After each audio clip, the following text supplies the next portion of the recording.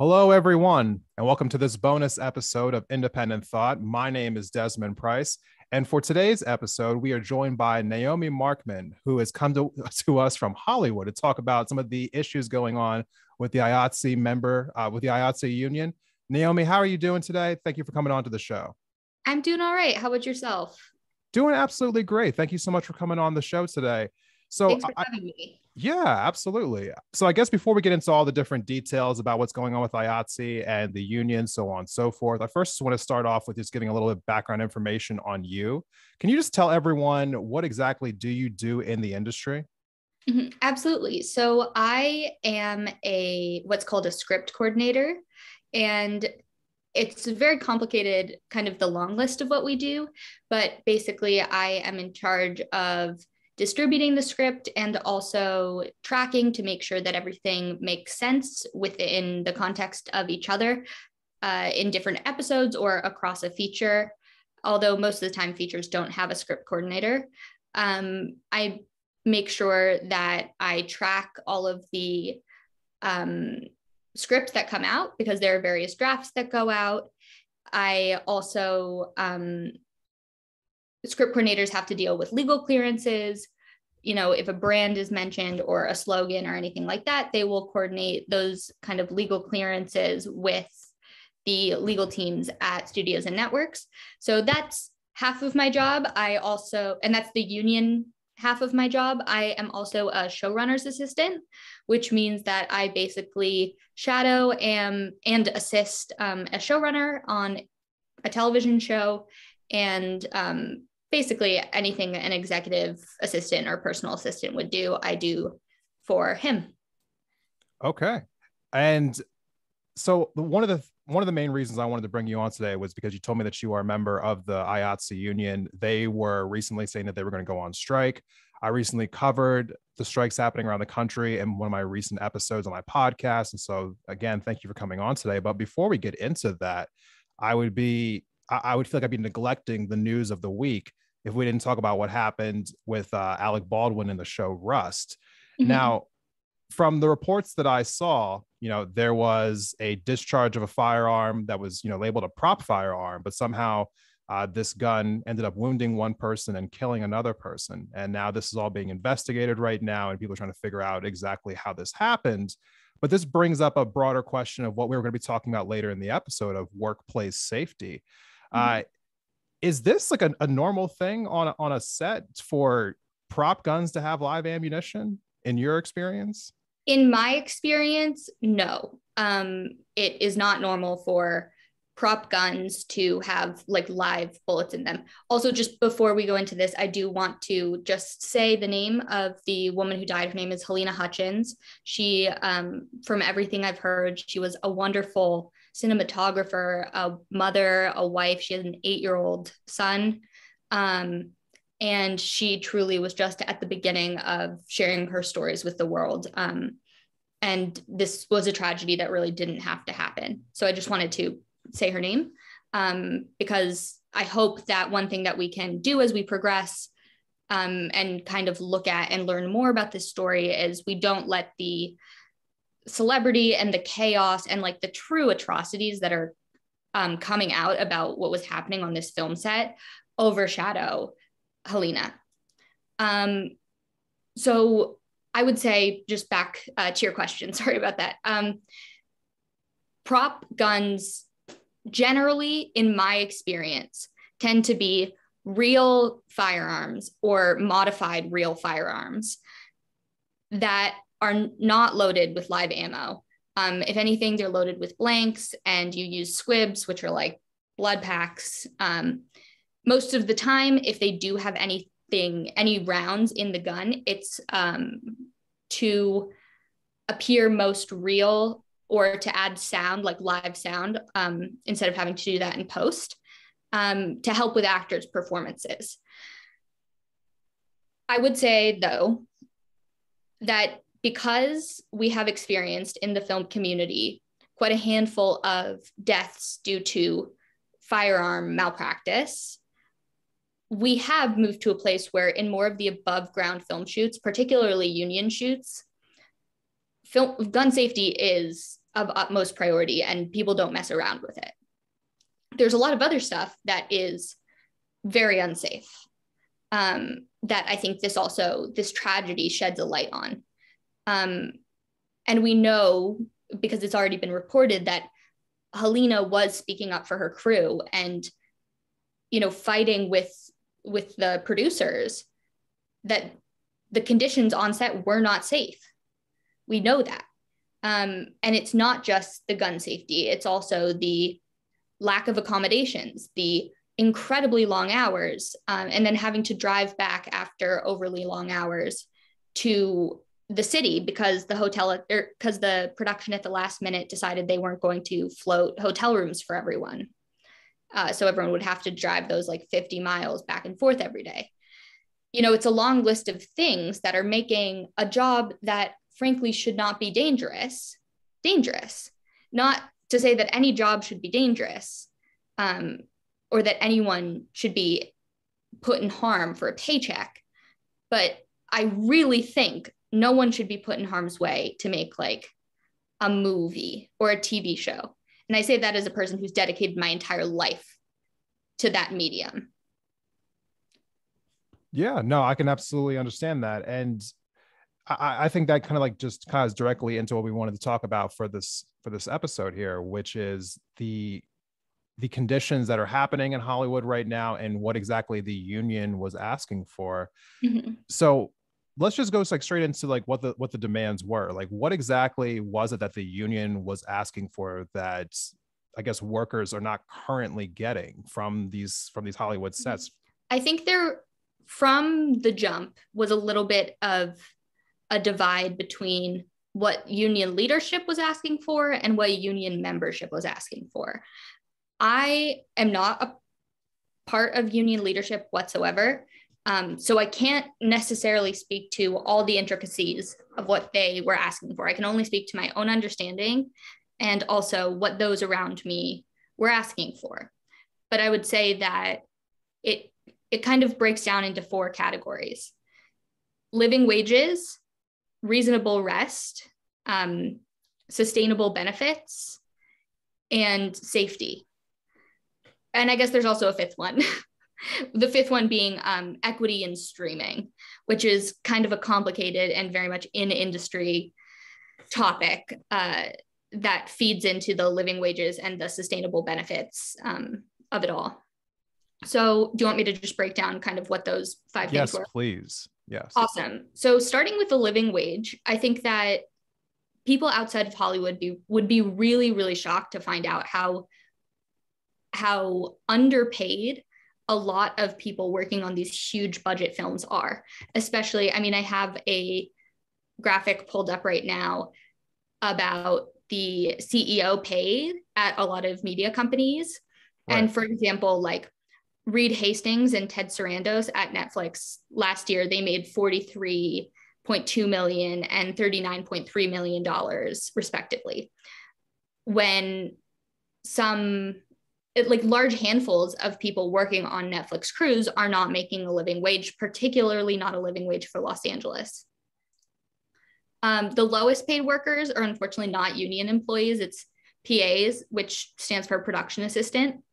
And they tend to make minimum wage, which I believe in Los Angeles is $15 at the moment. Right. Which is not a living or sustainable wage in LA whatsoever. The lowest paid union employees, I am among those crafts. And we were making anywhere from about $16 an hour to $17.67 an hour, which is very much not a living wage in Los Angeles. Because rent here, the lowest rent you could find, like if you were rooming with like 3 other people in a small apartment in a neighborhood that is not in a convenient location, that's going to be at least like $900 a month. And then you need to have a car and insurance, and gas here is literally $5 a gallon right now.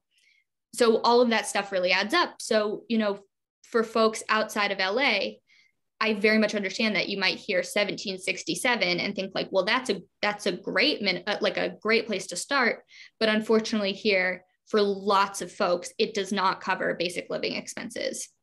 Yeah, no, that makes perfect sense.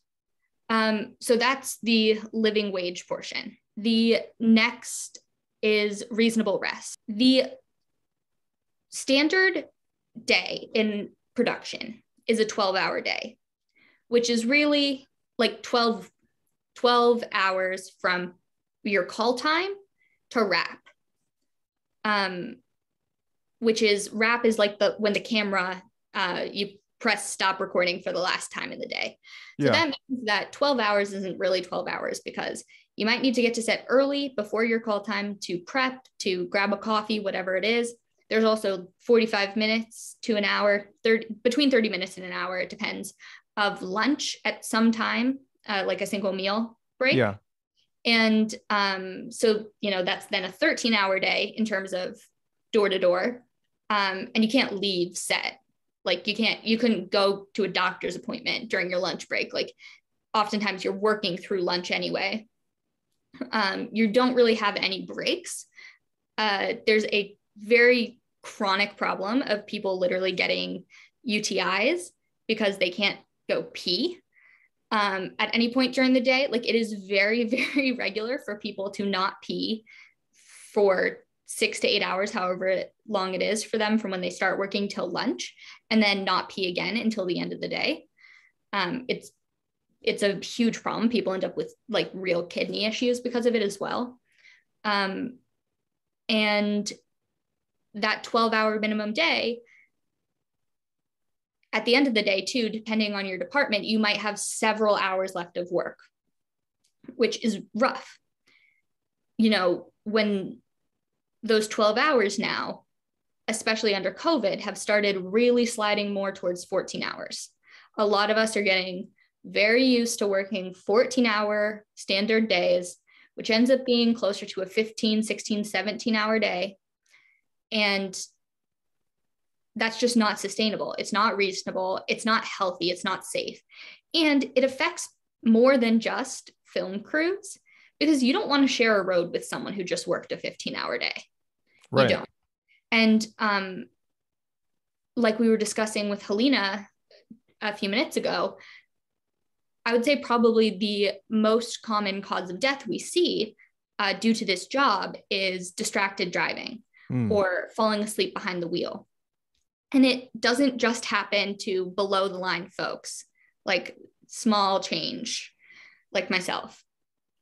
An actor called KJ Apa, he's #1 on the call sheet on Riverdale, which is arguably the CW's like biggest hit show. A couple of years ago, got in a car accident driving home after a really long day on set, and he almost died. And that's #1 on the call sheet. Like that's someone who you would think would hold some importance to the producers, to the studios, to the Capitol backing these projects. It's not a replaceable person. Yeah. And yet, he almost died driving home from work. Reasonable rest is that second one. The third one, sustainable benefits, is quite complicated. And I'll also talk about the fifth one that I had mentioned, equity in streaming. One of the ways that folks in the industry used to make a substantial chunk of their money was in something called residuals. Yeah. And residuals are basically the fees that you get paid the second, third, fourth, fifth, sixth time something gets aired, or if it gets sold from one place to another place to be syndicated and showed again, or if something gets sold to Hulu and then they can have it on Hulu or on Netflix. All of those payments are back-end payments and get paid out to crews, writers, all that kind of stuff as residuals. And that used to be a way that people made a substantial chunk of money. But now with streaming and with every company owning their own streaming services, there aren't really any back-end sales that we're seeing anymore. So not only are people losing that form of payment that used to be very much like really a part of the wages people would see, almost like a kind of pension, because it's like checks that you can you can rely on showing up at your door. if you ever turn on the TV and you go to TBS or TNT or USA or whatever, they're going to be having a marathon of something.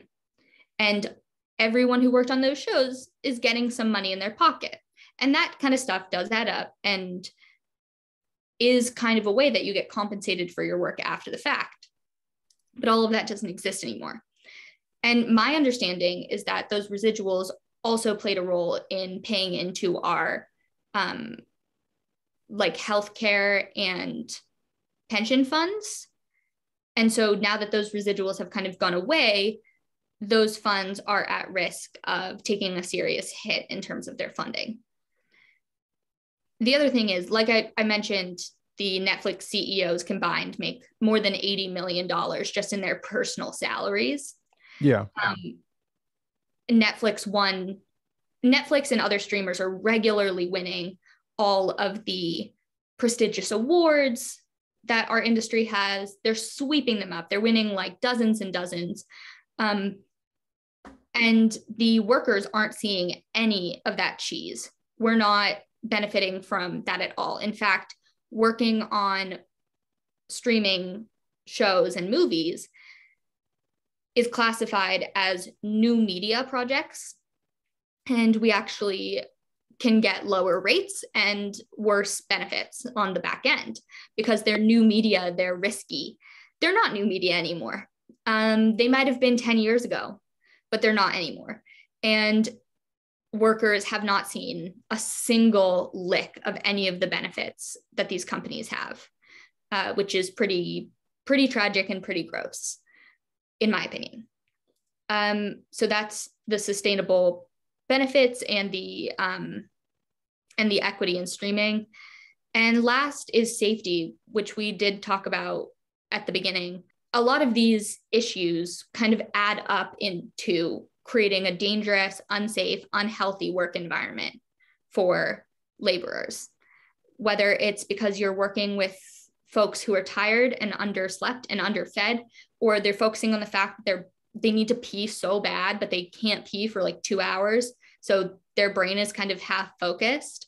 They haven't had a chance to go to the doctor and they've been feeling sick. One thing that we will never know, it will never get reported out, is how many COVID cases really were caused by film and TV sets. The companies obviously do not want that to be public, but it's there's no way we'll ever know that number. And I know a lot of people who have worked in COVID health and safety jobs who say that it is higher than anyone could imagine. So that we could all have season 27 and a half of Grey's Anatomy. Yeah. It's just not worth it. I think the cost is not worth it. Yeah. I think one of the things that you said to me when we spoke prior was that, typically when you push people to this extent that, something eventually slips, and what ends up slipping usually is people. And I thought that was a really profound thing to say. When it comes to the strike that did not happen, I heard that the union actually had authorized a strike, and then they backed down from it. Now, in regards to that specifically, union membership said that they had reached a new proposal. In this new proposal, are you seeing your demands being met, or is the proposal like lining up with what the members were wanting? Like, what does it currently look like?